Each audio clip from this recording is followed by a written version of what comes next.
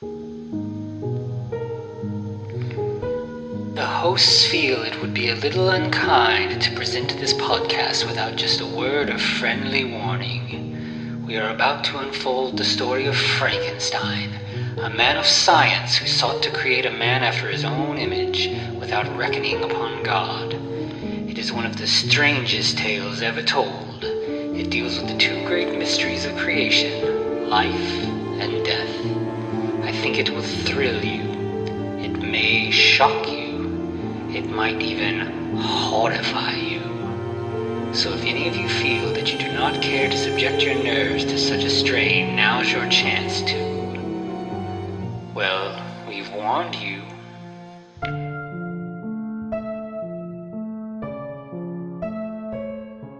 Hello, and welcome once again to the Frankencast. I'm the mad scientist, Anthony Bowman. My pronouns are he, him, and I'm joined as always by...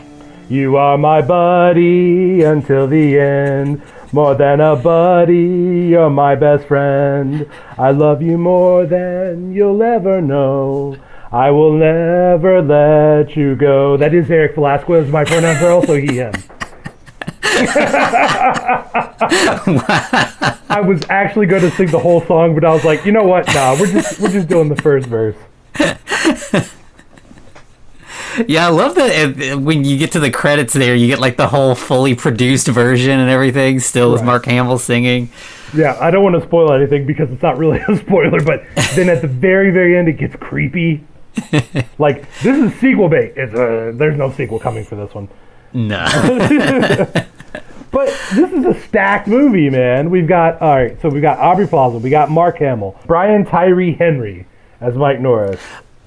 Oh, right, yeah. Who, like, I think most people would know him from, like, he's Paperboy in Atlanta. Mm-hmm. I think that's, like, his big thing.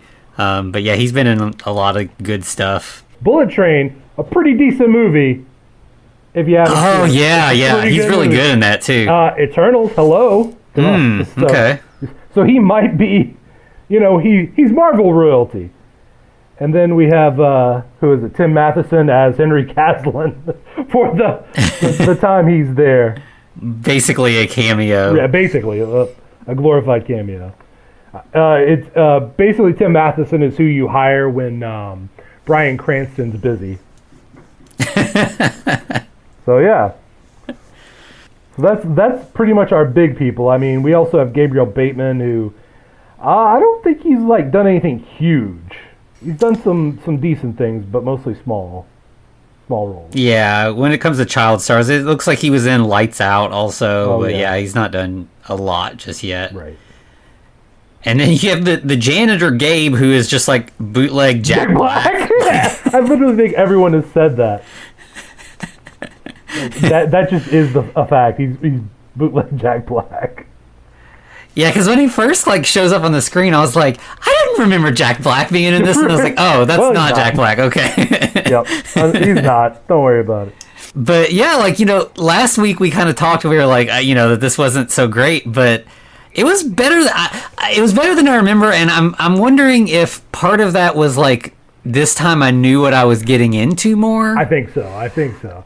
Because and we're going to compare this to Megan a lot because Megan's the new hotness, and these are the same stories. Pretty much. Like the difference is boy doll versus girl doll, but right. But I think it's because Megan leans into the campiness, and this one's trying to play it, for lack of better phrasing, straight. Yeah, it does. It feels like it's almost like the Halloween 3 of the Child's Play franchise now, where obviously it's a little more close to, it actually does have Chucky in it, but it's just like, this isn't the Chucky I know. What's going on here?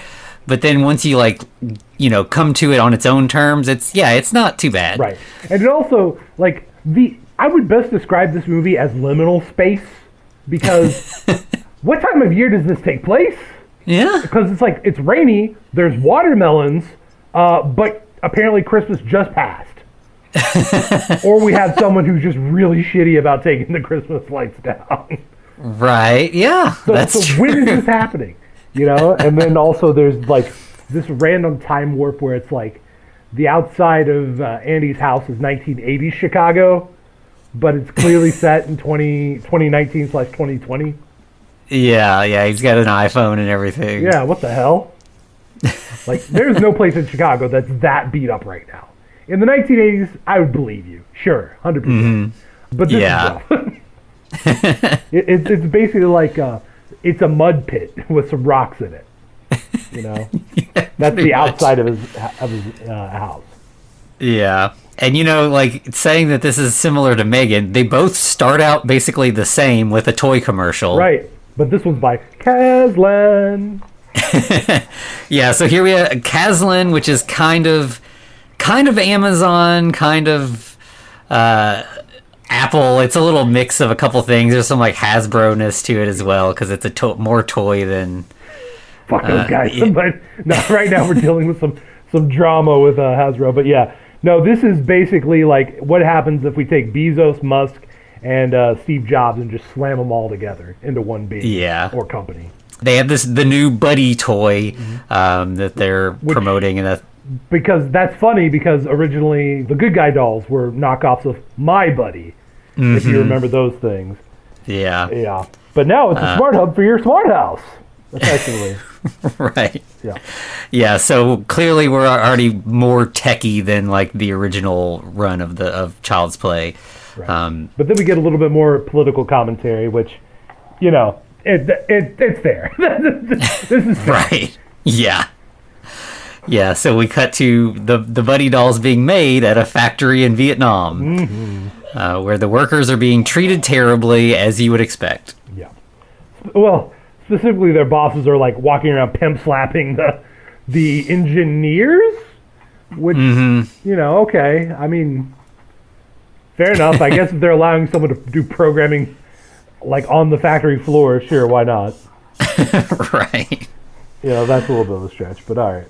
But yeah, it definitely is not a good plan, because as soon as the boss leaves, the engineer just like hacks into the Buddi doll in front of him and removes all the safety protocols. You figured QA would do something about this.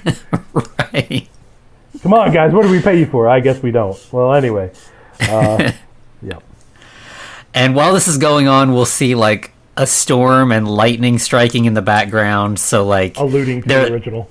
Yeah, it's definitely the Frankenstein-y quality here. Like, we're gonna have to have an electrical storm. Right. But then also there's just no voodoo, which is for the best, really. Yeah. That is one drastic improvement over this, is getting rid of the voodoo angle and moving it to technology. Right. You do end up, Mark Hamill does great, but like I feel like you lose like the personality of like a human in the Chucky doll. It's a different vibe, right? Like having a man inside a doll versus having an AI. Yeah. It's a very different situation. Or the doll's kind of learning on its own. And don't get me wrong, he gets there in the end, more or less. Yeah. It takes a long time. But yeah, so then we get the worker he jumps out a window committing suicide, and then we see the dolls are all being packed to ship to America. Yeah, sorry about the content warning if you're sensitive to that kind of thing. Yeah. But yeah, it happens. Yeah. So then we get the Child's Play logo and cut to Aubrey Plaza. Her name's Karen in this. Right.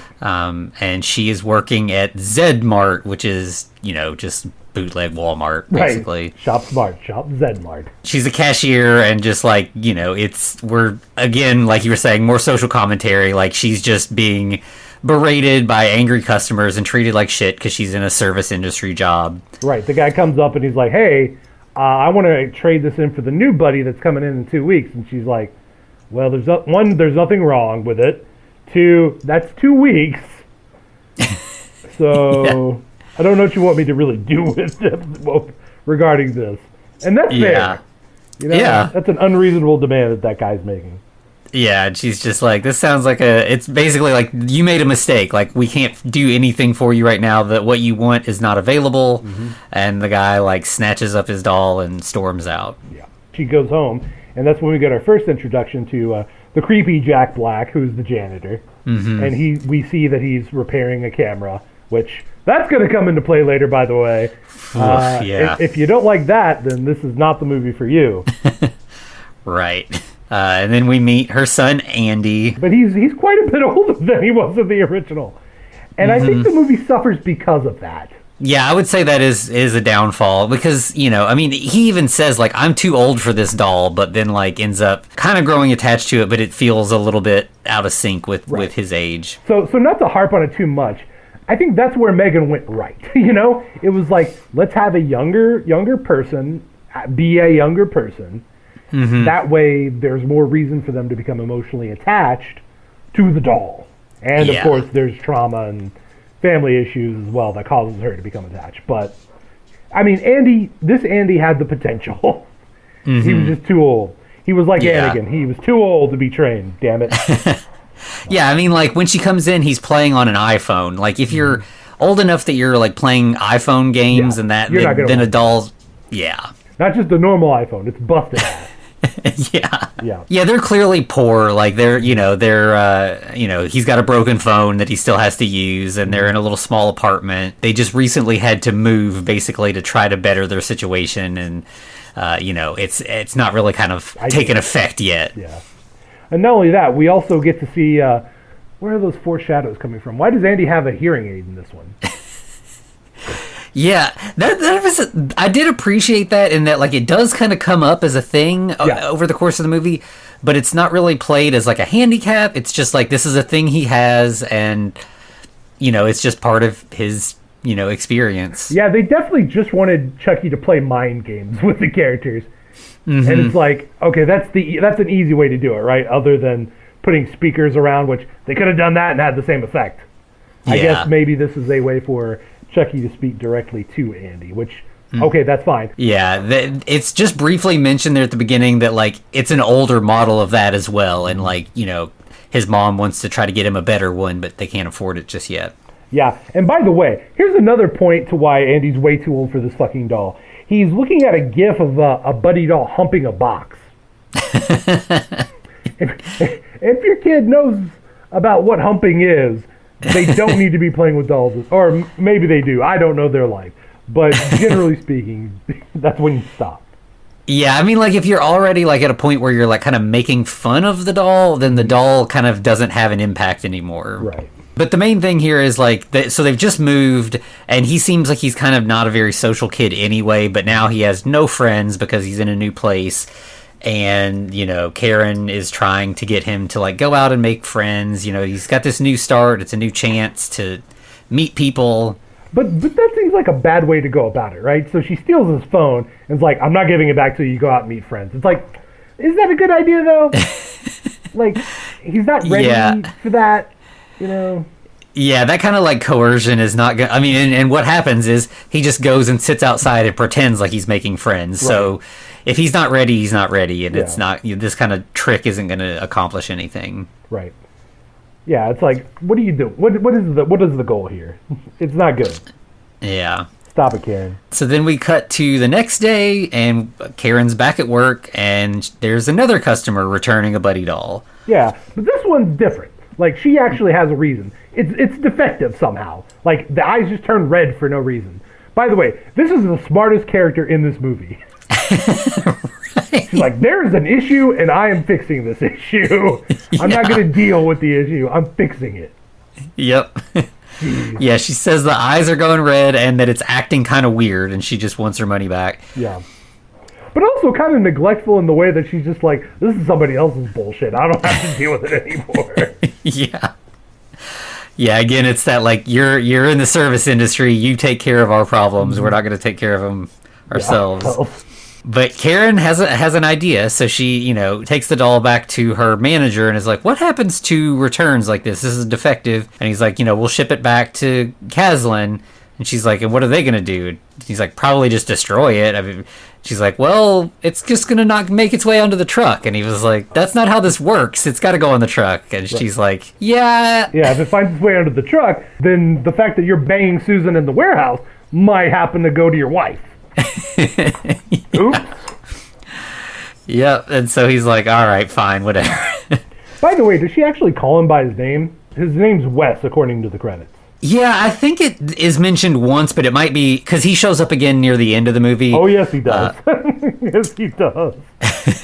But yeah, he's just in like 2 brief scenes. So then we get Andy coming home, and Karen's already at home because she's making out with her boyfriend, Shane. Yeah, Shane. The moment you see Shane, you know this guy's a dick. One, he's moving in on the kid's territory.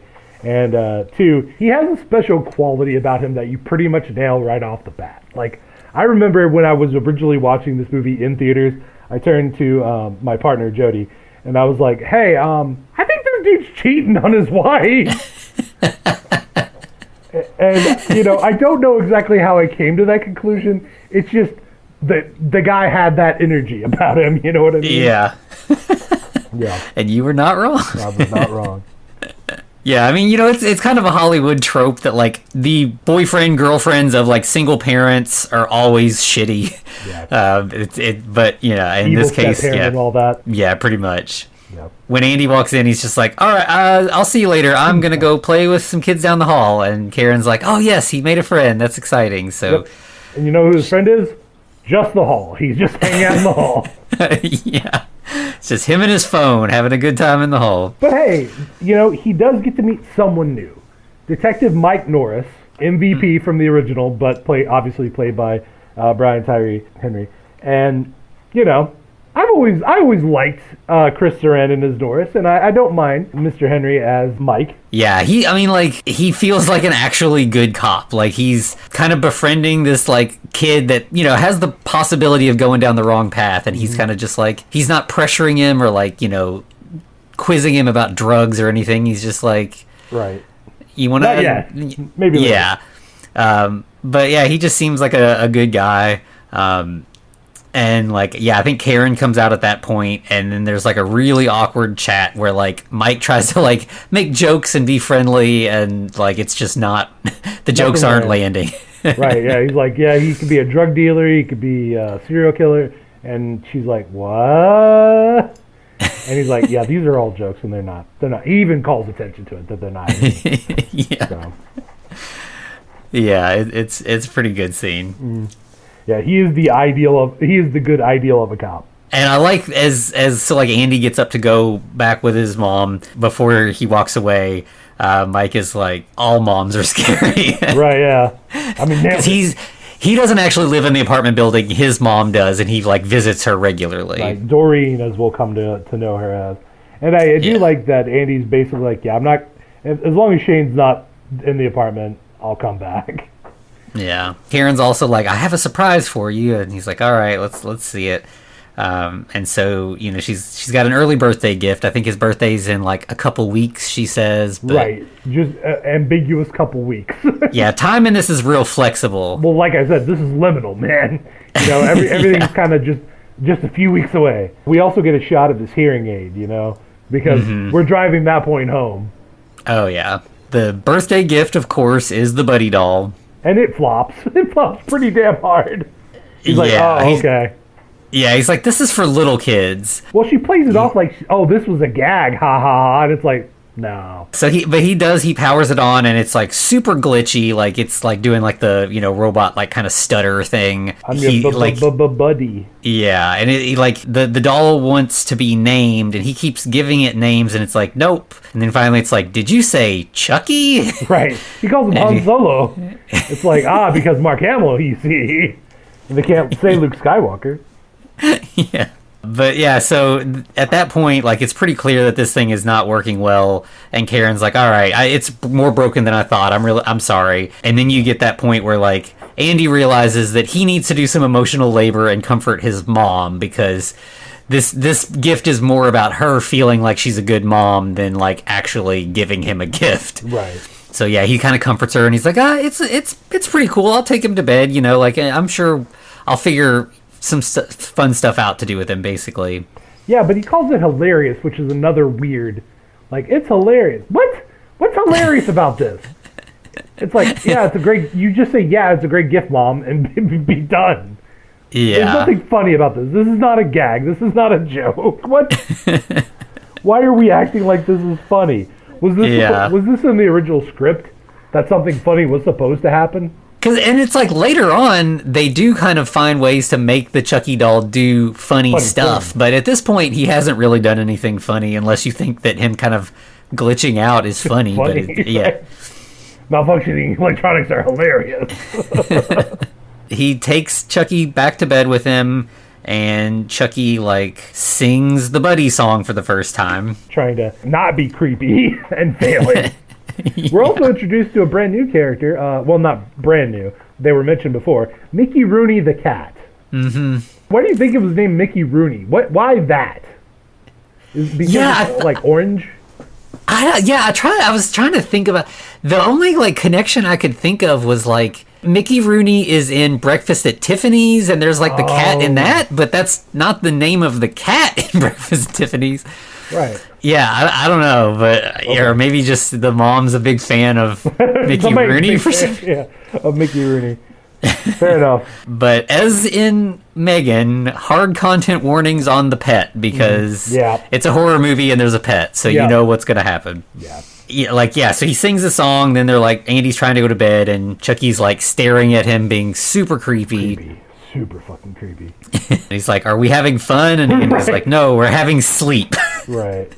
But also, I think in either this one or the next scene, like Andy's actually showing Chucky his hilarious buddy cop team ups, which are just like weird just drawings of Dracula, Robin Hood, Zorro, and Hydra that he calls Medusa as cops. Yeah. What?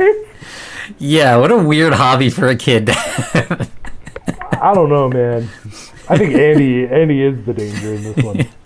So Andy's like really trying to get Chucky to go to sleep. Of course, he's a robot and doesn't need sleep. Finally, like starts singing the Buddi Song again while Andy just like sighs and lays there like, this is gonna be a long night. I like how it kind of ends on an ominous, "I will never let you go." Yeah. Oof. So then we get like the next morning and Chucky's sort of like mimicking all of Andy's actions. So like Andy's brushing his teeth and Chucky's sort of like mimicking that. And then Andy makes his lunch, and when he finishes cutting his sandwich, he stabs the knife into the cutting board. And Chucky seems very interested in that stabbing motion. Yeah. It's like, that's what you picked up about this. Not the sandwich making, the stabbing. I understand. Yeah. And then we get like one of the funniest moments of this whole movie for me. So like in the commercial at the beginning for the Buddi doll, one of the little bits is like the doll is like, "Hey, you forgot your science book," and hands it to the kid. And so Chucky tries to do the same thing, but he's just holding a roll of toilet paper instead of a science book. Right. And of course Andy's like, that's not a science book either. And then we pan down to see a potted plant, a ball, and a couple other just random items at Chucky's feet. Yeah, it was like a plastic Viking helmet. It's just like a bunch of junk that he has tried to give Andy his science book like 6 or 7 times, and it's never been a science book. I think we just cut to Andy coming home from school later. Right, with Shane and Mom chilling on the couch. Yeah, and Chucky has a gift for Andy, which is a broken popsicle stick with a ribbon tied around it. Yeah, with the ribbon, you got to include that. Karen, I think, is asleep, like laying on Shane, and like Shane is like shushing Andy. So Andy's like, "All right, fine, I'm gonna go outside. I'm not dealing with Shane." And of course, that's when we actually get one of our first scenes of Andy talking to Chucky, throwing a couple rocks in that weird liminal parking lot. This time during the day, and they're complaining about Shane basically just being a dick.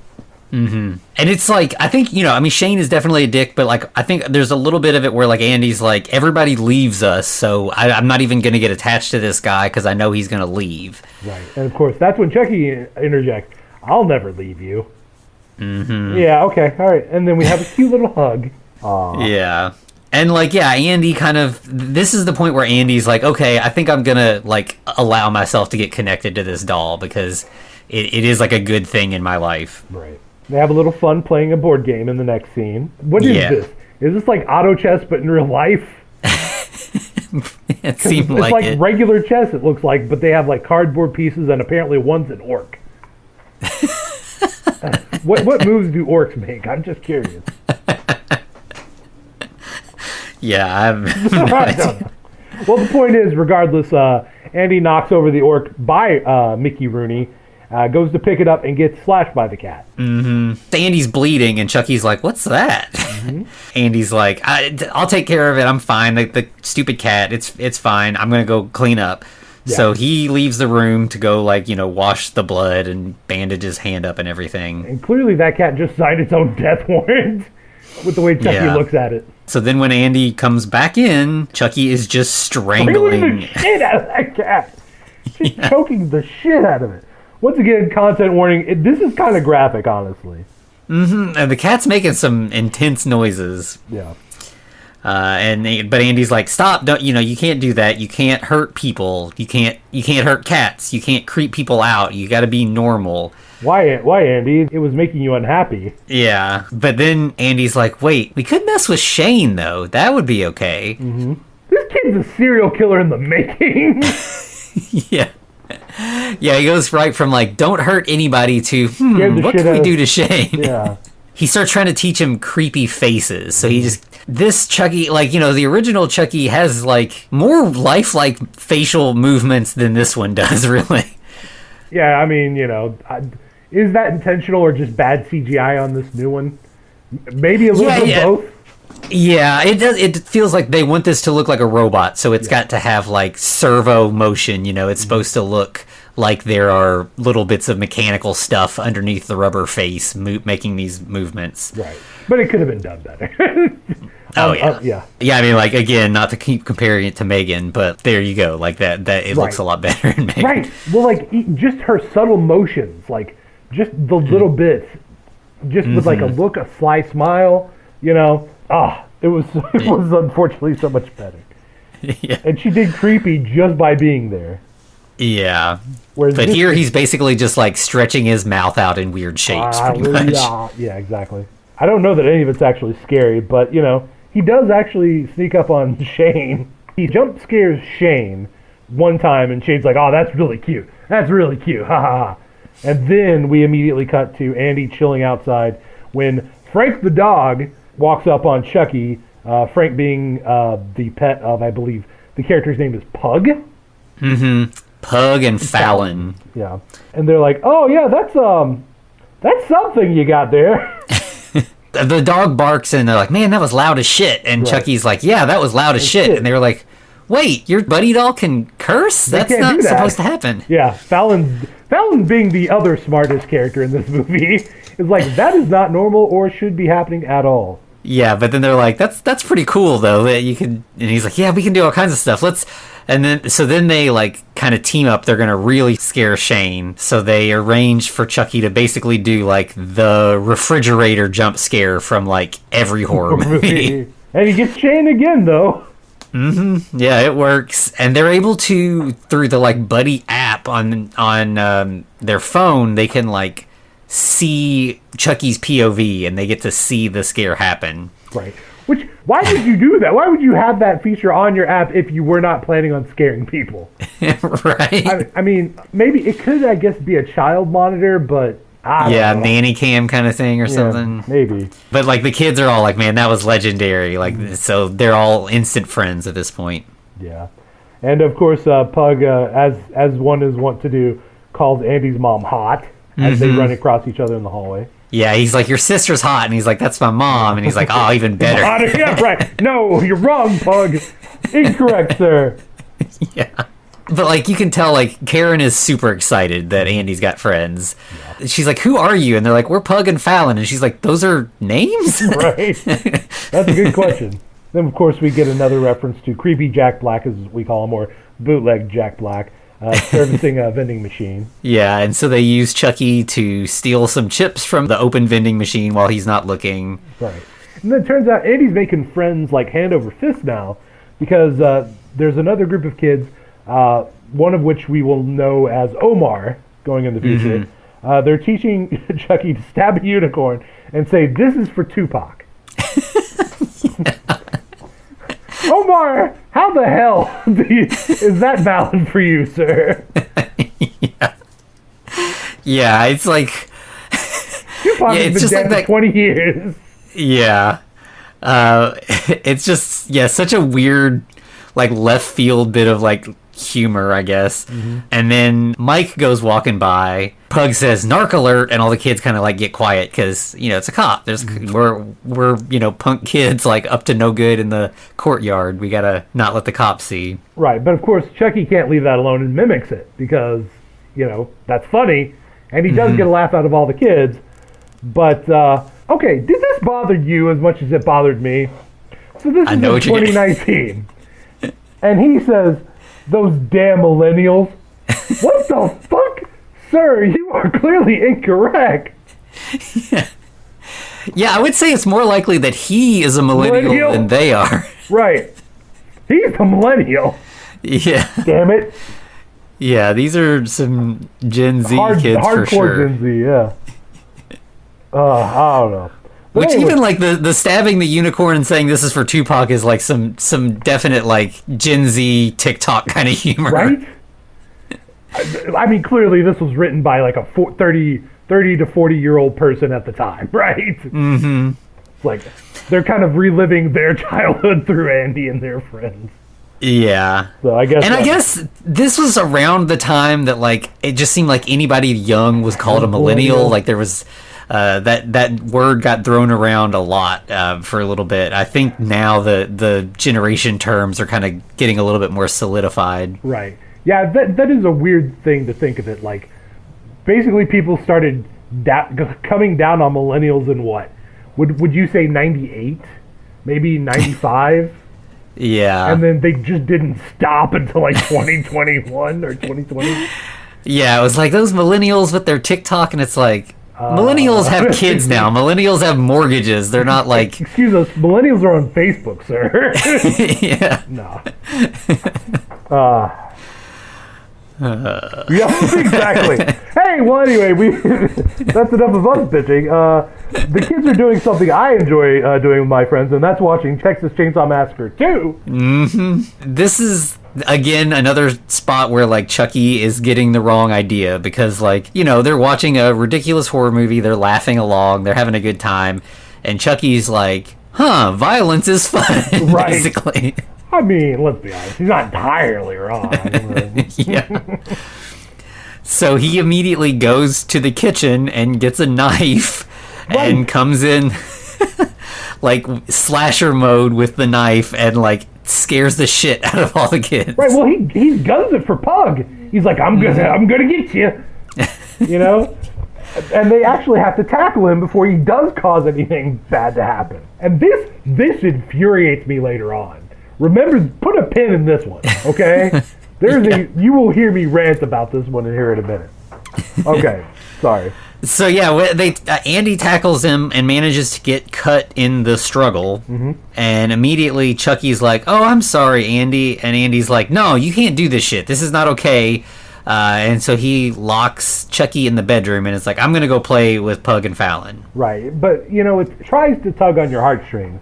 Because he's like, "I'm sorry, Andy." And it's like, that's kind of sad, but you're a homicidal doll. So right. You're not getting much sympathy from me. And then we cut to just like a little scene that really serves no purpose other than to just show that Shane is definitely a dick if you hadn't gotten that yet. Right. Karen has baked some cookies. She's super really proud of him. Really proud of those cookies. Yeah, she's like, "I'd never bake, but these are like, I'm really proud of these. These turned out really well." And Shane's like, "I'm not hungry. I just want a beer." Right. And she's like, "Okay, fine." And you can just see how deflated she gets. Right. Because she's a good actor. Damn it. Yeah. Then Chucky just walks into the room, and he's got a recording of Andy saying, "Shane is such an asshole." Mom thinks it's hilarious. And Shane has no sense of humor, so he doesn't think it's as funny. Yeah, but then when Andy gets home later, I guess, you know, the mom side kind of takes over, and Karen's like, "You're spending too much time with this doll. This wasn't okay. He shouldn't. If you're teaching him bad words and getting him to like play jokes on Shane, like that's not what he's for." So she locks him in a cabinet, and Andy's like, "But you can't do that to him. It's gonna upset him." And she's like, "It's just a toy. Right. You're not." What are you saying? It's going to upset him? That's not how we talk about a doll. Right.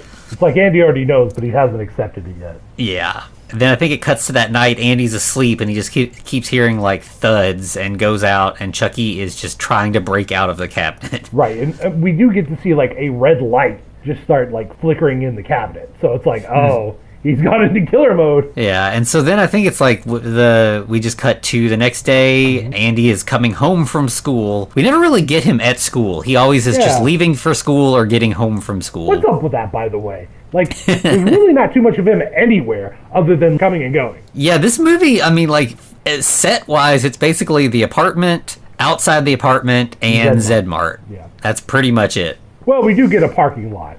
Oh, yeah, that other parking lot. Right? The other parking lot. But yeah, when he gets home, the cabinet door, it's like glass and it's broken, so Chucky has escaped. Right. Man, I would think that's pretty much, we've got to stop this now. Yeah, this is a bad sign. Right. This is not we'll deal with it later. This is all hands on deck, we have a killer doll officially. Yeah, and if that wasn't enough, the next thing he sees is Mickey Rooney is dead. Yeah, in a giant puddle of blood. Mm-hmm. And one of the things when Karen locked up Chucky, one of the things, her complaints was that Chucky was freaking out the cat, and that, so when Andy sees Mickey Rooney dead there, Chucky pops up and is like, now we can play again. Right. That's usually when he does something bad. It's now I've eliminated the thing that's causing us not to play, so now we can play. Yeah, because like when he choked the cat earlier, it was to protect Andy, which made a little more sense. But here it's just like, if the cat is an obstacle to our friendship, then I'm gonna get rid of the cat. Right, and of course Andy's upset, but Chucky reminds him in literally Andy's own voice and words that he's sick of that cat. Mm-hmm. So it's like you kind of inspired this, Andy. Yeah, he does a good job of using his like voice recorder to like throw words back in people's faces. Very good. Then Andy's like, well, I have to take care of this. Like I can't. Which, like you said, I think if he had just left this as it was, Karen got home and he's like, the doll killed the cat. Right? Much better situation for them. Right, but of course we wouldn't have a movie. That's the case. Right. Yeah. So instead, he wraps the cat up and throws him down the apartment garbage chute. Yeah, then we get another reference to the brand new Buddi 2 launch, because Karen she doesn't want to work it, but Wes is making her work it. And she's like, have you seen Rooney? Where is he? And Andy's like, well, when I got home, the door was open. I think Shane didn't close the door, so I think the cat got out. Yeah, good save there, bud. Yeah. She buys it. She's like, why are we leaving the door open? Yep. And so then that night, we've got Andy laying in bed, and for no reason really, like Chucky just starts playing recordings of the cat screaming in pain as it's being murdered. Yeah. Literally the death throes of the cat. Yeah, just like playing them just to scare Andy. I mean, it's like, I don't know what other purpose it would serve. Maybe he thinks he's calming. Yeah. Like, see, I eliminated the problem for you. See, isn't that great? Once again, this is a red flag. Hard red flag. Yeah, and the sounds are, like, again, like, content warning, these sounds are upsetting. Like, my dogs were all watching the movie with me, and this freaked them out so much. Someone's being murdered. Well, yes, you're not wrong. Yeah. And so then we cut to the next day, Andy getting home from school again. So straight from bedtime to home from school. Right. And Chucky's waiting for him on the couch. Yeah. And Karen and Shane are there. They're getting ready to order pizza. But Andy's like really distracted, just like staring at Chucky. Like, what's Chucky going to do now? By the way, did you notice at this point Shane is buttoning his pants? Oh, I did not. So there's that. Yeah. That may... Karen didn't have time to make food, so it's pizza. Yep. And she's like, what do you want? What kind of pizza? And Andy's just like zoned out, and she's like, hello, pizza, what do you want? And he's like, I'm going to Pugs. Mm-hmm. Shane's like, why doesn't the kid like me? One, you've not given him a reason to like you, but also... Yeah. And Karen's like, no, he totally likes you. It's fine. Point of fact, Shane notices that literally anytime he goes into a room, that Andy leaves because he does. Yeah. And Karen's like, no, that's not right. It's like, yeah, it is. And so then we get that night, Shane is in the bathroom. He's taking a piss, and Chucky pops up and scares him, causing him to just like pee everywhere. He goes everywhere. Yeah, it's like, I mean, he gets it on his face. It's like all over the back. Like he just completely loses control. Right. Well, he says Shane's such an asshole. Yeah. Yeah. And so then we cut to Shane bursting into Andy's room with Chucky, and he's like, all right, if you got a problem with me, say it to my face. Stop talking to the doll. I mean, to be fair, that it is better to like actually have dialogue, right? It's like, yeah. I do not like you. Done. Problem solved. Okay. We can move past this. But also Shane doesn't necessarily deserve it. Yeah, and he's pretty, like, he's not, I wouldn't say he's abusive in this scene, but he's aggressive in a way that is crossing a line. Yeah, he's pushing it a little bit. Yeah, like, because, like, he pushes Andy down on the bed, doesn't get on top of him or anything, just kind of shoves him down and then just stands over him, kind of yelling at him and everything. Right. And Andy just kind of is in silence. Like, I think he's so angry that he can't even talk, but I think he is a little scared, too. Like, this is a bigger person who can definitely hurt him if he wants to. Yeah. Shane could have reacted better. But to be fair, if I get jump scared by a doll and I'm peeing and end up peeing on everything in the bathroom, I'm probably not going to be the most level-headed person. And so Shane's like, that's, basically that's what I thought. You're not going to say anything. So he storms out. And as soon as he leaves, then Andy is able to talk. He's like rage crying, like, I hate him, I hate him, I hate him. Like, why won't he go away? Yep. Yeah. Magic words. Chucky's eyes turn red and he smiles. Yep. Shane's not long for this world. Exactly. And so then we get a little later, Karen is talking to Shane, and she's like, you can't do that. Like, you're not his dad. Like, he's my kid. If you've got a problem with him, you talk to me. I talk to him. I mean, that's fair. That's probably how it should have been handled. Yeah. Mike is going into his mom's apartment and overhears this whole conversation. So he's kind of aware that there's problems at home. Right. Well, Shane even says, fuck it. This isn't a me problem. This is a you problem, right? So he's kind of showing his whole ass in this moment. This is the real Shane shining through. And not only that, he's clearly talking to someone about how he's working really hard every day of the week, right after leaving Karen's apartment. So if you didn't know that was his wife, that was his wife. Yeah, and we pretty much, so he gets into, he has like a truck, he gets in and starts to drive, and hears a thump, and then he's just like, he doesn't even get out to see what's going on, he just drives away. Okay, here's that liminal thing I was talking about, okay? So he's driving home, it's like a moist night, I don't think it's actually raining, but everything's wet, right? You have the full moon in the distance for whatever reason, I don't know, just because it's spooky, and then he pulls up to this house, Christmas lights. And watermelons in the front yard. What kind of house is this? Where do they live? Yeah. What is going on? Because his wife does tell him to take down the lights, but still, I mean, most people take down their lights in January or maybe February if you're lazy. Right. Where is this place that it's wet, moist, and after Christmas? Yeah, and that watermelons have had time to grow. Yeah, exactly. They're still growing. They're on the vine. Yeah. Yep, so as you said, he gets home, and like we've been kind of implying, we find out he's married with kids. Yep. 2 daughters specifically. And his wife tells him to go outside and take down the lights, and he's kind of griping, climbs up on a ladder, and it's just that like stereotype of a husband who's just like making me take down the lights, I got better things to do. The ladder kind of like jiggles a little bit, and he's like, whoa, and he kind of holds on, and then it just like fully falls. Well, hold on. When it jiggles the first time though, he looks down, we see a what is it, narrator? Yeah, like the tiller kind of thing. Yeah, tiller, yeah, you're right. And he blames it on raccoons. He's like, God damn raccoons. What the fuck, man? What raccoons just run into your ladder? Yeah. Then the ladder completely falls, and he... Pain. Pure pain. I recoil at this scene every time I see it. Breaks both of his legs. It shoots out at angles. Yeah, busts the skin, so content warning if you don't want to see that. Yeah, one thing that you cannot like fault this movie for is all of the kills are interesting and like brutal. They're not like boring, the same kill you've seen over and over again. That is another thing that this has on Chucky, not Megan. The Megan still has a lot of the kills there are very funny for the most part.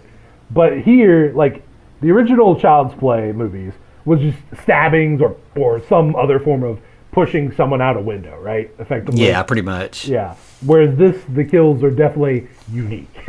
Each person gets their own special death. Yeah. And for Shane, it just so happens when Chucky turns on the tiller, and it pretty much goes on auto mode, because it's probably a Caslin product, because everything is. Yeah. And it manages to find its way to Shane because the lights, it starts tilling up the lights and basically traces the lights to Shane. Yeah, he's tangled up in the lights, and so is the tiller, so it's like slowly moving towards him, and he gets his hand where he's like holding the tiller back, and it seems like he might be safe, but then Chucky appears, and he's got a knife. Okay, I love the fact that he just says, "It's tickle time," right before he goes in for the stab. Yeah. And Shane throws his hand up to literally stop the stab, but by doing that, he lets go of the tiller, and he gets scalped by the tiller. Yeah, which it is just kind like, of fun. yeah, it looks really, like it takes off like the top half of his head. Throws it on a lawn gnome. Yeah, and then Chucky just starts stabbing and stabbing and stabbing And he says, declares, "This is for Tupac." Yeah. Which is a great callback. It really is. We pretty much cut to like the police investigating this crime scene, and it's Mike. Shane got stabbed 13 times after getting scalped. And they look at his face is gone now too, like he's just a bloody skull basically. Okay, just to put a pause on it real quick. The skull has the teeth, right? Yeah. Yeah, that's what I thought too. Just missing the face, right? Mm-hmm. Okay, just keep a hold of that one too. All right, we'll be back to that in a minute. So Mike ends up, he gets Shane's wallet out, sees his ID, and is like, wait, I know that guy. I just saw that guy last night. Then we cut to the next morning. The alarm's going off, and he gets up, he walks out the room, and then we catch something. He steps back, and we see Shane's face nailed to a fucking watermelon. Yeah. You kind of have the same, like, because it's like, it just kind of is on the edge of the frame, and Andy walks out, and then he's like, wait, what was that? And he backs up, and he's like, yeah, like, what the fuck? Freaks out. Now, once again, it's just the face. This is going to sound weird, but I'm noting this. Just the face. No other bits of the face. Okay. Yeah. All right. And so, obviously, that's a pretty upsetting sight. Chucky just walks up to Andy and just plays the recording of Andy saying, "I wish Shane was gone." And he's like, off. Right. I can't do this anymore. Yeah. So he locks Chucky in the closet and texts Pug and Fallon. So they come over to help, but they're like, what do we do? And Andy's like, we got to go to the cops. Okay. Fallon is amazing because she's like, why is there a bow? There's a bow on this head or the face. Why is there a bow? Yeah, and also Fallon's like, why are you going to call the cops? Right. Like, you're going to tell them that a doll murdered a guy and nailed his face to a wall? No one's going to believe us. Like, we just need to shut the fuck up. Like, we gotta get rid of this thing, drop it down the trash chute. How are we going to do that? What are we going to use to get rid of this face watermelon? And they come up with the worst plan ever. Literally, like the absolute worst plan ever. They literally could have come up with anything else, and it would have been better than this. Mm-hmm. So there's still residual wrapping paper stuck on the Chucky box from when Karen gave it to him earlier. They take that paper off, and they wrap the whole watermelon in wrapping paper. So they're going to just take that to the trash, but they bump into Karen in the living room, and she's like, what are you all doing? What is this weird gift that you're carrying? Right, and he's like, Mike's mom, Doreen, she helps me with my homework. This is for her. And I do like that Karen's like, well, did you guys help him? And they're like, we did not. We do not know what is in this package. And basically just abandon Andy. Yeah. And Karen's like, well, cool. I'm glad. That's really nice of you. Let's go give it to her right now. Damn. And Andy's like, oh man, I am fucked now. Like, there's no way out of this. He literally goes, ha ha ha, what? Yeah. And so they go to Doreen's door and knock on it, and when she answers, Andy's like, this is a gift for all the times you helped me with my homework, right? Wink, and wink. She's like, Doreen catches that something weird's going on, and she's like, yes. Right. That was so sweet of you. Thank you for this gift. Doreen's the MVP.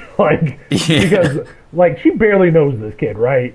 And she's like, yeah, sure, I'll cover for you, kid. And he's like, hey, just whatever you do, don't open it till it's my birthday. We can open it then, because it'll be my birthday.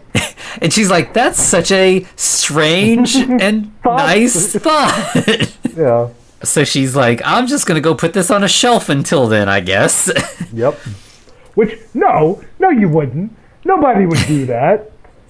No. I mean, maybe cover for the kid, that's great, but no. I know people. We would definitely open this thing up the moment it came into the house. Like, what the hell does this kid do? Yeah.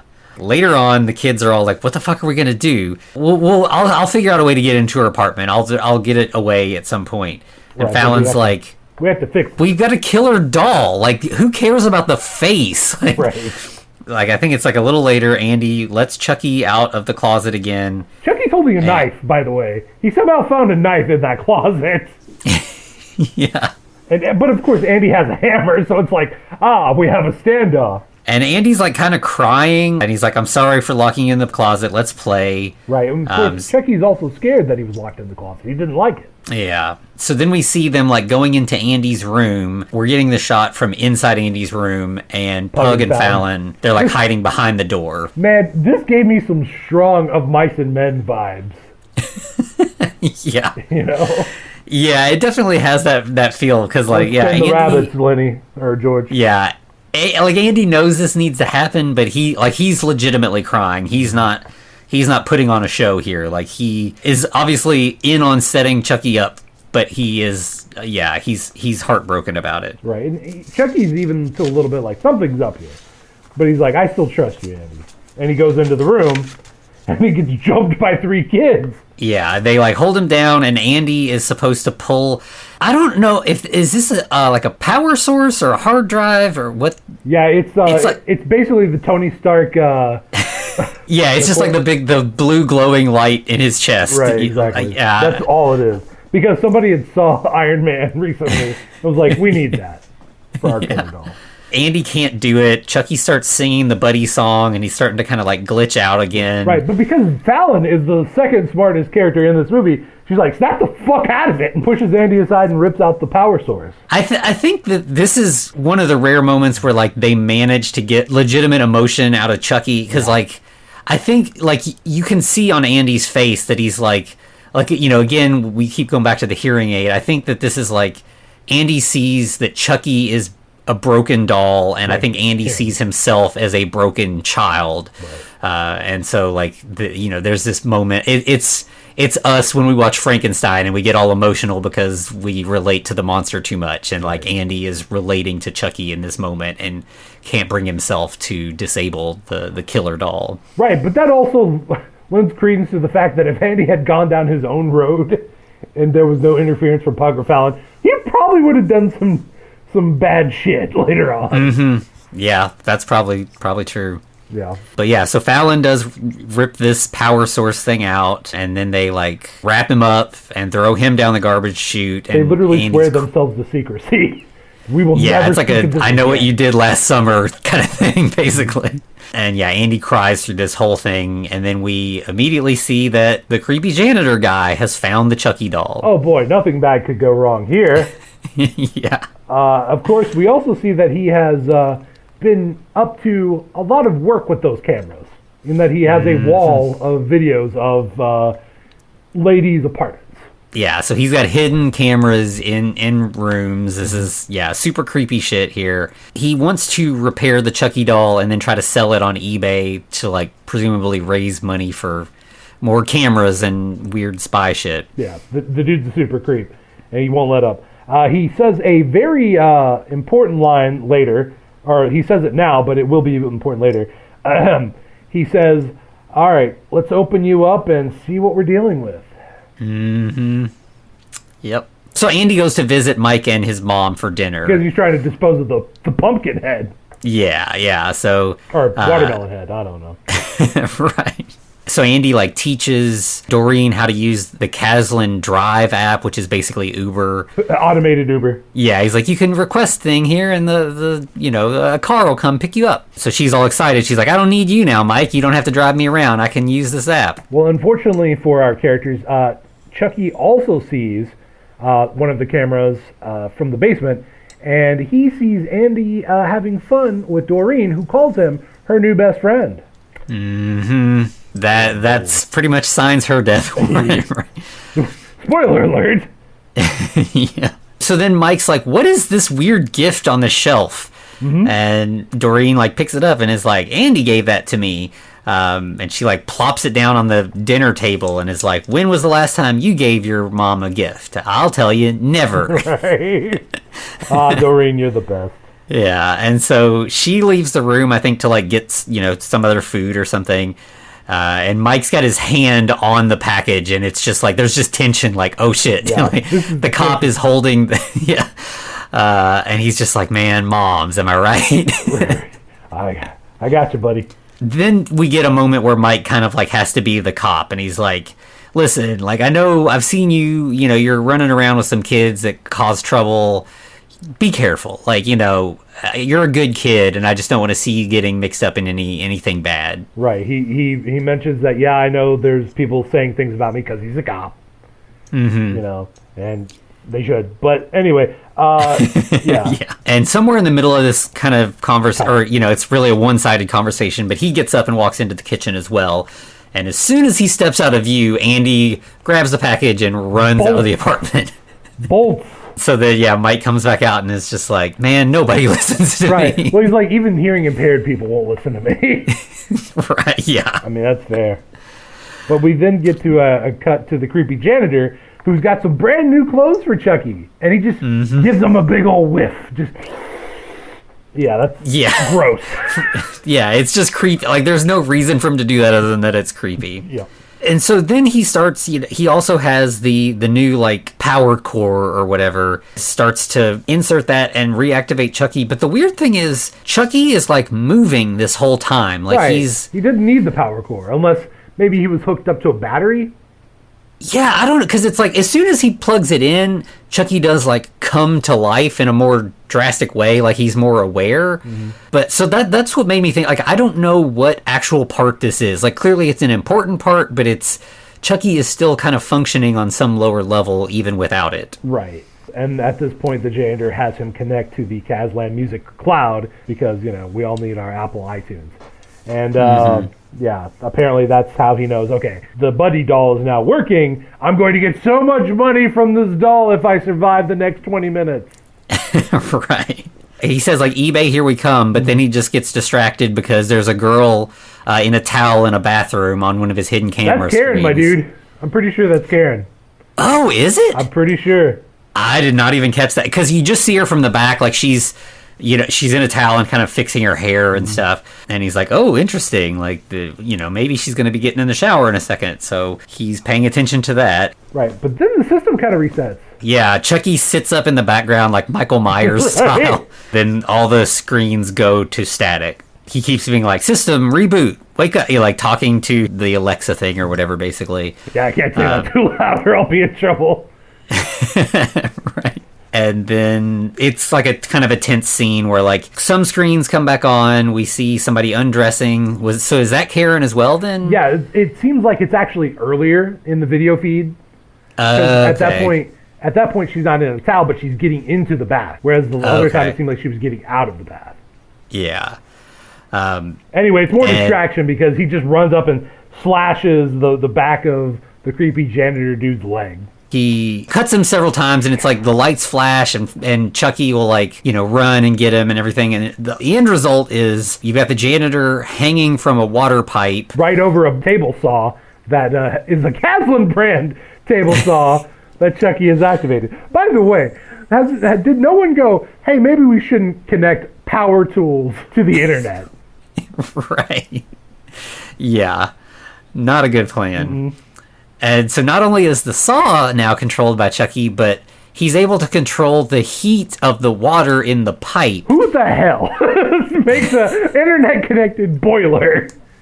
Yeah. I mean, my thermostat's connected to the internet, but not the boiler. So, I mean, you know where this is going. Like, he keeps making the water or the pipe hotter and hotter until, you know, the janitor can't hold it anymore and he falls and gets chopped in half. He was holding on to this thing for a good, solid minute before it was too hot. He literally could have just used his hands to go back like a foot and then drop. Or forward a foot and then drop. And he's fine. Yeah. What? Yeah, I don't know. Not a smart guy. Yeah, for sure. well, you know, he's a creep. He deserved it, I guess. Yeah. But hey, because he's a creep, he gets massive trauma to the groin. If you're here for that. Yeah. And, you know, again, a pretty cool death scene. And then Chucky does take those brand new clothes. And he repackages himself back in the box. Then we just get, like, he shows up on the doorstep of Omar. Now, Omar has a Buddi doll, and, like, he's showing him to Andy and Pug and Fallon. Yeah, but this was not Chucky. This was named Chode. Right. Okay. Yeah, that was what Omar decided to name him. And Andy and Fallon are looking at each other, like, a little nervous. Like, I hope this really is a new doll. Later on, Mike is now at the janitor's crime scene. So he's like the only homicide detective in all of Chicago, apparently. Yep. Well, I mean, to be fair, it is kind of a building near him. Maybe like, yo, a lot of these deaths are happening on your turf, man. Obviously here, he's like, yeah, this is, you know, my mom lives in this building. So he's got extra interest in trying to figure out what's going on. Yeah, but hey, you know what? It's time to introduce the brand new Buddy 2 model with weird short hair and also the Buddy Bear. Yeah. Which is Teddy Ruxpin, for those of you who don't know. Yeah, pretty much. And so we've got, Andy and all the kids are at Zedmart. Karen's working, and they're just kind of like just playing around in the store while she's at work, pretty much. They're kind of getting ready for the rollout, pretty much. Yeah. And Chode decides to introduce himself to Andy more officially here. But it seems like there's something weird about Chode. He seems to know a lot of stuff that he shouldn't know. It becomes quickly apparent that this is Chucky. Right. He literally threatens Andy, and he's like, listen, I'm going to make it to where I'm your only friend. And then he shows a video on all the TVs in the store of that moment when Shane, like, yelled at Andy. And then just a photo of the face attached to the watermelon. Right. And then, of course, Andy goes buck wild and goes after Chode, or Chucky. Yeah. And Omar's like, what are you doing? Like, just because your toy broke, now you want to break mine? Yeah. You know, Omar, of course, because anytime there is someone with any kind of disability, there's going to be an ableist something in there. And he's like, I said stop. What are you, deaf? Oh right, you are. Oh. And he knocks the hearing aid out of Andy's ear. Yeah. And Andy goes in. He's ready to fight, but Pug actually tries to step in and gets thrown into the shelf. So it's like, uh-oh. Pug clearly now sees Andy as a little bit of a threat. Yeah, they kind of, there's just like a big scuffle in the process. Omar's phone falls out of his pocket. And eventually, like, workers end up coming in and kind of breaking up the fight. Right. Most of the kids walk away, and Karen's talking to Andy, and he goes to pick up his hearing aid and sees Omar's phone. Oh, maybe he could do something with this related to Chucky. Yeah. Then we cut to...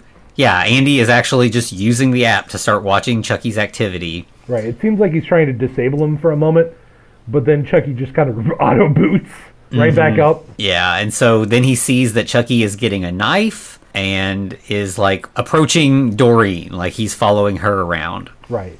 Because Doreen just ordered a car, and Mike's like, no, let me drive you. Let me drive you. And she's like, no. Nope, not anymore, buddy.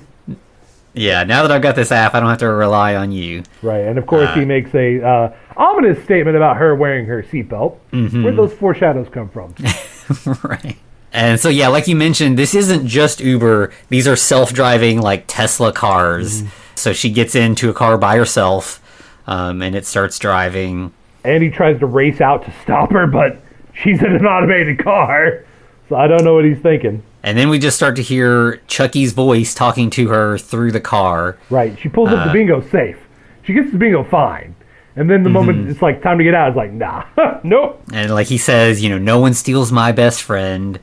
He wrecks the car a few different times, crashes it into stuff, and he disables her seatbelt. Yeah, and her airbag when he gets her into the wreck. That was the foreshadowing, he automatically disables her seatbelt when he does the final wreck and kind of knocks her out. Right, yeah. So yeah, it's like anything that is Caslin, Chucky can just like take over, basically. Right. Seems like going back to the whole QA thing that they would have not let that happen.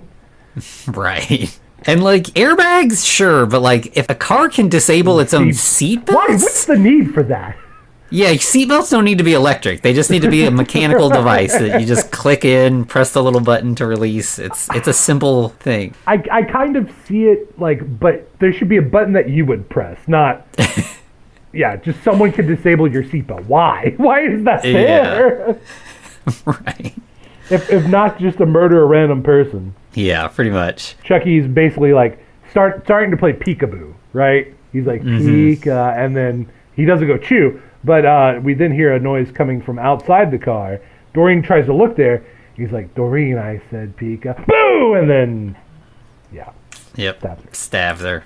So at this point now, Andy is finally like, okay, we got to get adults involved. So he tries to tell his mom everything that's going on, and it sounds insane because, of course, it does. Yeah. And, because, of course, I mean, in real life it would, but also, like, if there's a horror movie that focuses on kids, there are going to be adults who don't believe them. Like, that's just part of the deal. Right. Chucky killed Rooney. I had to steal Omar's phone to protect everyone. That doesn't look insane. Yeah, and she's like, he's just a toy, and we've got to give that phone back to Omar. That's not yours. Right. Then we get a very brief scene of Mike again at the next crime scene, which, of course, is his mother. Yeah. And obviously, he's pretty upset about that, yeah. As it should. Then we see at home, Chucky is there, and he's playing videos of Pug and Fallon talking bad about Andy. Yeah, because obviously it's like, okay, this is one of those pins. I'm pulling it out right now, because Pug literally says, "What if it wasn't Chucky and it was Andy all along, motherfucker? You were watching Texas Chainsaw Massacre. He came at you with a knife. How is there any doubt that it's not the doll?" Yeah. Like, I understand we're trying to build tension, make Andy look like he's the guy. We've seen it. Andy's not the guy. We know. Yeah. Damn it, Pug. Yeah. Chucky kind of like mocks Andy at this point. Like, see, you're losing all your friends. I'm all you've got. Yeah, I'm your only friend. Yeah. And it almost seems like he's literally not even in the room, but I mean, he must be because there's a video of Andy's shoes. But it's like he's talking to him all over the room. Mm-hmm. Probably through the hearing aid, of course. Yeah. So at that point, Andy is now, he knows Chucky's nearby and he's trying to find him. So he gets a baseball bat and he's just running around the house, swinging. Of course, Karen walks into the apartment right as Andy completely loses his shit and just smashes the TV. Yeah, just destroys their big, widescreen TV. Yeah. And, Karen is, that would be upsetting for anybody, but clearly, this family, that probably is not something that's going to be easy for them to replace. Probably their only TV. Mm-hmm. Yeah. So, yep. Andy looks super crazy at this point. He just looks, dangerous. And Karen, again, is you're going to have to go with me to work. I can't leave you at home. Yeah. And so tonight's the big Buddy launch. So he's, got to be there for all of that. Now, remind me again, what exactly is it that Fallon just realizes that, wait a second, I'm pretty sure Chucky is back, where we thought we killed him. It's like she almost just realizes it, and then tells Pug. She hears the cops and hears about Doreen. Right, that's right. Dying. Oh, yeah, that's right. She walks down across the hall and sees the cops at Doreen's house, hey, she just got murdered. And her son's looking for it. And that's what inspires her. And she goes to Pug and's like, hey, the Regis died, so I think it was Chucky. Yeah, so they go to Omar and they get on his phone and they find video of Chucky attacking Doreen. So it's like, oh, he is still around. Yeah, and he is responsible. So while that's going on, we get Mike's partner. We've seen her a couple times, but I don't think she's ever really named. No. She shows Mike a photo. They found Shane's missing face in a dumpster. Pin number 2 coming out right now. This fucking thing not only has his face on it, it has his teeth and his eyeballs. Yeah, it's super weird, but that's definitely not what it looked like originally. Right. It's like, did he go back and add things after they threw it away? How would he get those pieces? Why? Yeah. Why, movie? Inconsistency, damn it.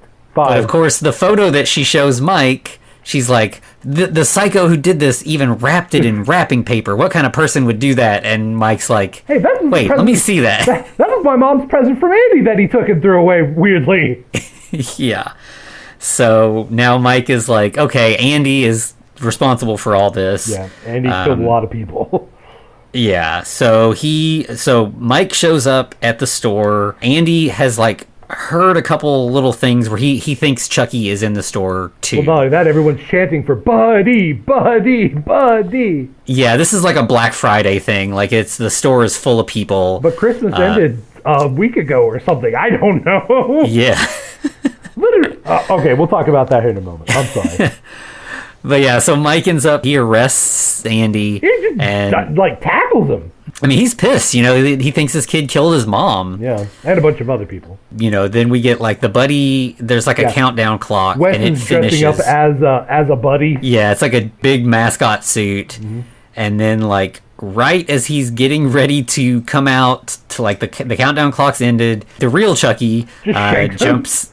Yeah, stabs him a couple times in the neck, and then he goes like stumbling out, and everybody like they don't know at first because he's in this big mascot costume. Everybody's still cheering and everything, and then Wes pulls the Chucky head off, or the Buddy head, and just sprays one specific little girl, just drenches her in blood. And then we have Fallon and crew coming in. Fallon is a pro. She has a hedge trimmer as her main weapon, and she's like, "Chucky's in here. We gotta go." We talked about the thing in Megan that could have been an Evil Dead or a Texas Chainsaw reference. Exactly. But it kind of, it almost certainly is, because they were watching that earlier. Yeah. The crowd kind of freaks out at this point, and Mike realizes something else is going on. Right. Well, then we get a little like preview of Henry Caslin being like trying to give his intro to the Buddy, but it's all jumbled up. And then it cuts, and then we have Chucky, who's like, what did he say, time to play or something like that, and then he cuts the lights. Yeah. So I think somewhere in here, like, Mike ends up handcuffing Andy to a railing or something, like he can't move. A lot of the crowd just starts running out of the store, because, like, Chucky's even on everybody's phones, like, he has just taken over every Caslin product in the store. Right. Okay, here's another thing that drives me bonkers. Sorry, I'm not actually bitching about it. I just find it funny. Is that Chucky takes control of drone helicopters. Mm-hmm. Okay? Drone helicopters. Plastic. Should be nothing metal about them. Dear God, Caslin's psychotic if they make their drones metal. But somehow these things cut into people's throats. Mm-hmm. He's killing people with drones. And they don't even crash. Like, they're able to cut up a person and then keep going. Right. Just stay at neck level and keep chopping. Yeah, and there's like one swooping down towards Pug. One actually finishes off Wes.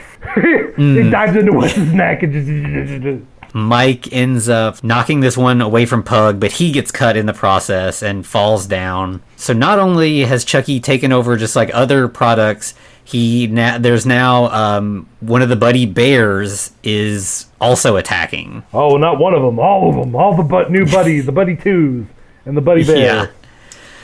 Yeah, and there's a bear specifically that attacks Andy, but he's like cuffed. Fallon appears and chops its head off. Right. Well, she hits it with the hedge trimmer first, and then she has like a random hatchet. Yeah, it's like this weird ass, like it's like a meat cleaver hatchet kind of crossover thing. It reminds me of like those mall cool like swords, but in hatchet form.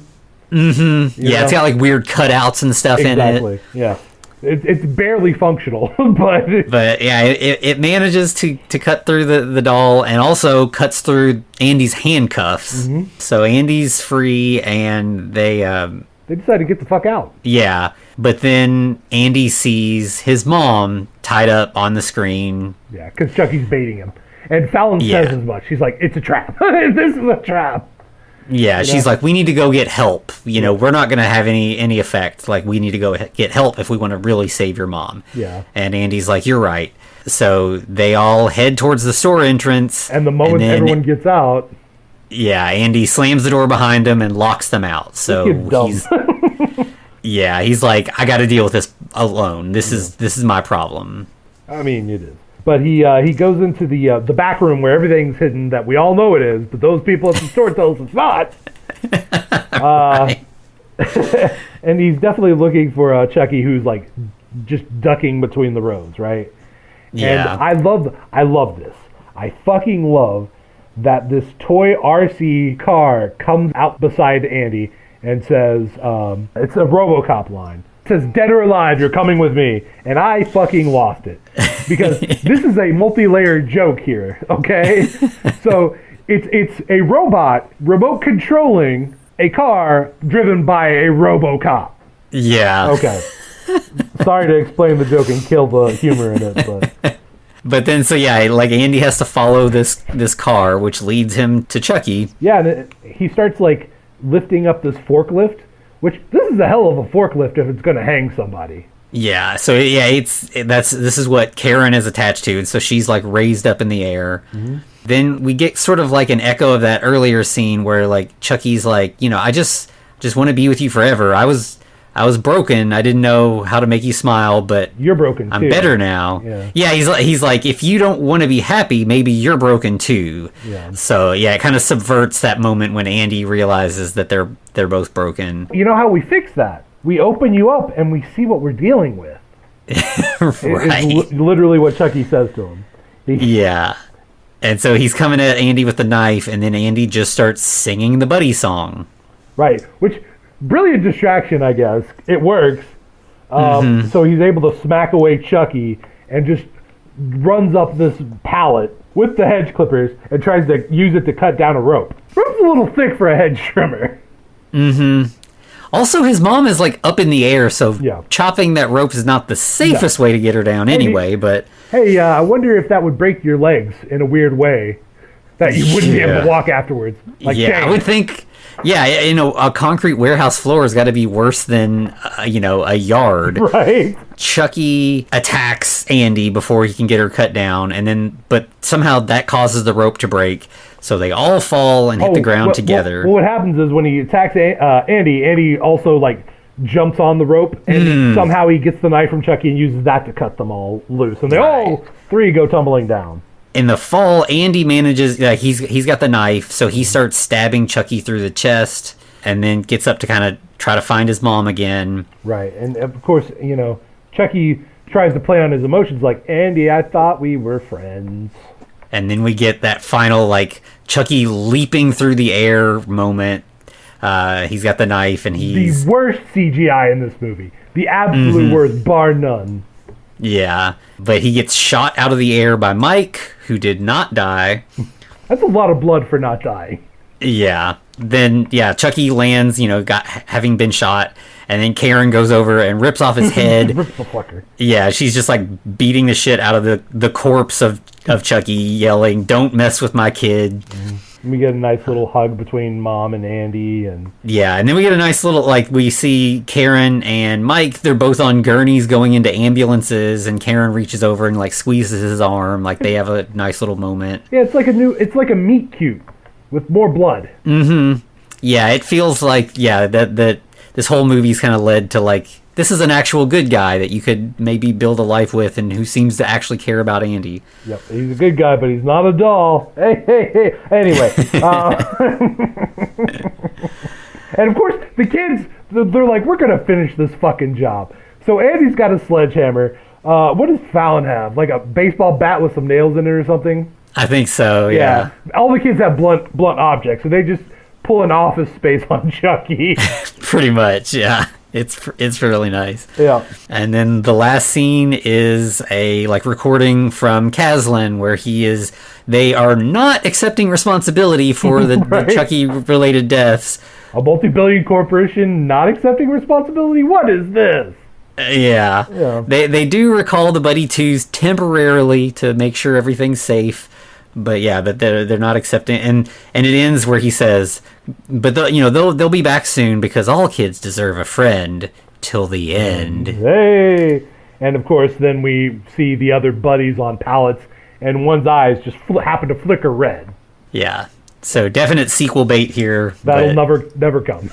No. I mean, unless you count Megan as a sequel, which I mean, it could be. And then of course we finish it off with the Buddy Song, that is nice and cute, and then turns dark at the end. Yeah. Mark Hamill sings the whole song, and it's really great. Yeah. All right. So going back to Megan, because this is the comparison. I literally feel this seemed like a movie by committee, right? They didn't know what time, how to set this movie. What time is it? It would have made sense if they just went with the original premise of it's Christmas time. She's getting a present for Christmas or his birthday. Doesn't matter. Point is, it's Christmas time. That's why people give a crap about the new Buddy doll, right? Yeah. Mm-hmm. And that's also why lights would have been up, Yeah. Or maybe, I don't know. It's like they didn't decide on where they wanted it to be, and it's a mess. But if you know what you're going in for, it's not a bad mess. Honestly, you could fix everything. So if you said it was November, and he's supposed to put the lights up, yeah, that would have fixed it. Then everybody's hyped because there's a new doll coming out for Christmas. The yard could be full of pumpkins instead of watermelons. Right, but that's still kind of weird though if he has a pumpkin patch. But honestly, honestly though, that would have made way more sense. Yeah, more sense than a watermelon patch in his yard in the middle of presumably winter. And also in the suburbs of Chicago, presumably. I don't really know where this is. It's a weird liminal space like we mentioned. Yep. Yeah. Yeah, that would have fixed everything. Set it in right before Christmas. Mm-hmm. Done. All of your issues are resolved for the most part. And your setup's there. I know that the writers of this movie were not the same as the ones who wrote Megan. But it literally feels like they just picked up the same script, dusted it off, and was like, we're going to fix this now. And then they did. Yeah, it really does. Because this is a really promising idea. It's getting rid of the voodoo angle and having this AI kind of thing is really cool. But then it's just it just misses the mark in several spots. Like we said at the beginning, knowing that it's not the Chucky you're used to, it's more enjoyable not going into it and expecting Brad Dourif and his snarky one-liners and stuff. This Chucky doll has less personality by design, but if you're expecting that kind of Chucky personality, you're gonna feel like it's lacking. Yeah, there's definitely not the smart-ass comments or just the Mark Hamill does a really good job. But there's a difference between if you're expecting Chucky to be a wise ass who's just an unapologetic murderer, this is not your movie. Yeah, Mark Hamill plays the character that he was given well, but if you're expecting a different character, you're going to feel a disconnect here. And I feel like that's kind of where a lot of people came in. It was oh, we're expecting him to have a personality or be possessed by a spirit. Yeah, and I know last week I was I feel like watching Megan and then watching this is going to make it look worse, but it actually kind of made it look better. It was oh, I see where they're kind of traveling down a similar path, and just Megan pulled it off a little better. Yeah. Well, another thing is this movie, with Aubrey Plaza, she did, once again, the best she could with this role, right? But she did seem more of a big sister versus a mom in a lot of places. Because there was a lot of places where she wasn't, I guess you don't need to be authoritarian as a mom, but, it feels more motherly if she was okay, you did this, you did a lot of bad things here, blah, blah, blah, blah, blah, and at least bring those up to him. Versus wait till the very end of the movie and then come in. Or that might have been their intention as well. But going back to Megan, Gemma did that way better right? Cause well, with her not being a mom, exactly. Yeah, I hadn't even thought about that angle, but yeah, it is just like at every turn they just took where things weren't quite right and they just fine-tuned them. Mm-hmm. And, you know, again, the campiness makes a big difference too. Like, the Megan personality is still more AI. It's not snarky, but there is a little bit more personality to her. Right. And, you know, obviously, like, the dance number and everything. Like, this movie's leaning into it. Yeah. The fact that she dances up to a paper cutter and uses that as a weapon. And, like, this movie, you know, if you've got Mark Hamill, the guy who played the Joker in in Batman the Animated Series, he can do snarky, he can do funny. You've got Aubrey Plaza, who is snarky like, and funny. Yeah, an incredibly great comedian. And then you just have her playing just straight mom. Like, she's not like a comedic role at all. Yeah, I mean, they definitely could have done some campiness in this and made it more entertaining. Right. Maybe that's what it was, is that they were missing the Don Mancini element, right? Because he would have probably added that kind of stuff. Obviously, they didn't bring him in, which was to their detriment. And that's probably another thing. And there was a little bit of a hubbub at the time just because of that. It's like you're literally cutting out the creator of the series just so you can use the name Child's Play. You know? Yeah. But I feel like if he had been brought in, it would have been a little bit more probably like Child's Play, let's be honest. And then you would have a lot of people that were like, it's just another Child's Play. But maybe he would have made it a little bit more like Megan. Because this was during his, Cult of Chucky and all of that stuff, right? Right before he actually started producing the Chucky TV series, which is good. Yeah, the Chucky TV series is fantastic. Yeah, it's amazing. Yeah, I think this is. I'm glad we revisited this. I don't know that I probably would have rewatched this just without any other reason. Oh no! And I definitely did enjoy it. Yeah, I mean, obviously we have something to say. As we're sitting here, the review has gone on for about an hour 45 almost. Yeah. So we obviously care about this more than we thought we would, honestly. Yeah. It is. It's an imperfect movie, but it's fun and better than we all gave it credit for at the time. Yep. So that's something. I mean, it is interesting how you can go back and see like how things change and with a new perspective. Just so it's not so bad. Maybe give it a watch. Yeah. All right, where can they find us, Anthony? So you can find us on, most social media platforms at The Frankencast, Twitter, Instagram, Tumblr, the main ones. We're on Reddit at _Frankencast. You can also email us at thefrankencast@gmail.com or find us on YouTube. Of course, the best place to find us is patreon.com/thefrankencast. We're there. We're, posting new content that you can't get here on the main feed there weekly. There's and we have a little bit of a community going on there. We chat with people and it's fun over there, so we'd love to see you there if you can put down a couple bucks every month. Yeah, just to hear us talk about our wild stuff. There's a lot of fun stuff that we've done, so if you feel like it, just hop in, see what you want, see if you like it. Anthony, this is the month of love, my man. It is. We're in February. I think we ought to go looking for love. Yeah, you want a date? Yes, right. We're horny on Main next week with Frankenhooker. Yeah. We got there, folks. God help us. Yeah, I'm excited. This is a fun one. And I've been wanting to do this one for a while. We actually put it off just so that we could specifically do it for Valentine's Day. Yeah. So. It's like we planned this out or something, gosh. All right, well, in that case, come back down.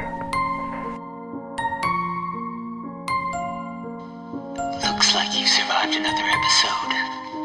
The Frankencast is a production of FCR Media. It's hosted by Anthony Bowman and Eric Velasquez. Follow us on Twitter at The Frankencast, or send us a letter at thefrankencast@gmail.com.